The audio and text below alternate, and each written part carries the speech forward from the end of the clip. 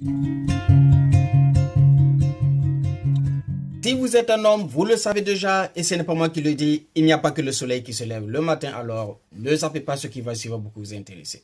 Vous l'aurez toujours compris, il s'agit d'un problème qui touche la sensibilité de nombreux hommes qui ont cette incapacité persistante de pouvoir obtenir ou de maintenir une érection suffisamment ferme pour des rapports sexuels satisfaisants. Si vous êtes concerné par ce problème, il faut savoir que dans la population des hommes de 40 à 70 ans, il existe 52% de ces hommes qui ont ce problème de dysfonction érectile. La dysfonction érectile, c'est un problème pour les hommes qui est à la fois frustrant et stressant.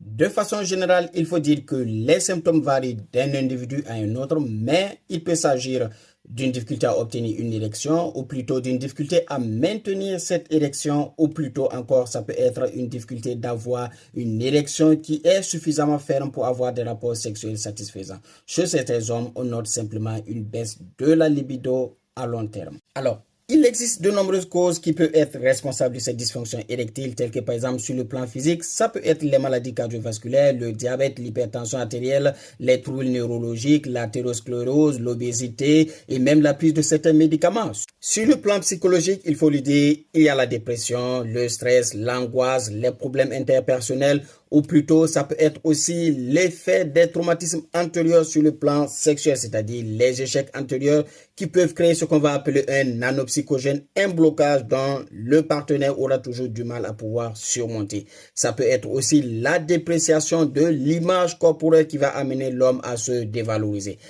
Et dans ces situations, que faut-il faire? Toujours rendez-vous chez un neurologue ou chez un andrologue.